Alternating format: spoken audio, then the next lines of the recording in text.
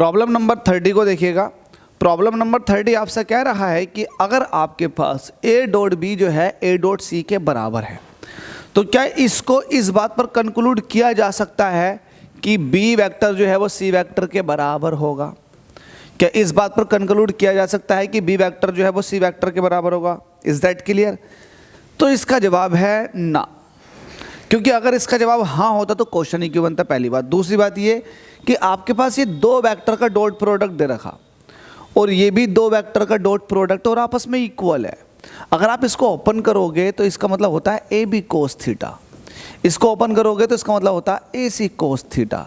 इसको थीटा 2 कह दो, इसको थीटा 1 कह दो। तो कहीं ना कहीं आप ये कह सकते हैं कि अगर ये दोनों वेक्टर का डॉट प्रोडक्ट इन दोनों वेक्टर के डॉट प्रोडक्ट के जस्ट इक्वल है, तो आप ये नहीं कह सकते ना कि वेक्टर बी जो है वेक्टर सी के बराबर है, क्योंकि एंगल का भी तो अपना एक रोल है, एंगल का भी तो अपना एक रोल है।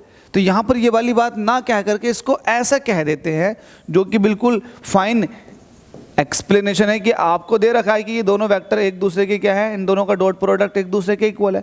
तो इसे इधर को ले आओ, A vector dot B vector minus A vector dot C vector is equal to 0 vector.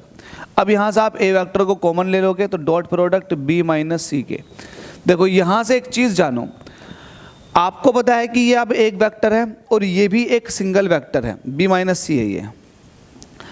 अब आपको पता है कि इन दोनों का डॉट 0 के बराबर आया, तो जाहिर सी बात है ये दोनों का डॉट 0 के बराबर आया तो ये दोनों एक दूसरे के परपेंडिकुलर होंगे।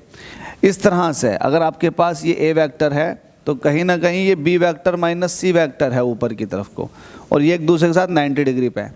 अगर ये दो वेक्टर एक दूसरे के साथ 90 डिग्री पे हैं तो इनका डॉट प्रोडक्ट ऑलवेज 0 आएगा, हमेशा 0 आएगा। तो इस बात से ये कंक्लूड किया जा सकता है कि ए वेक्टर जो होगा वो परपेंडिकुलर होगा किसके, बी माइनस सी के। तो ये वाली बात ध्यान रखनी है, परपेंडिकुलर होगा किसके, B vector minus C vector के, कौन, ए वेक्टर। तो ये वाली बात अच्छी है, अंडरस्टैंड करके चलना। होप सो ये वाली बात क्लियर हो गई। Thank you so much. अगली प्रॉब्लम में मुलाकात करता हूँ।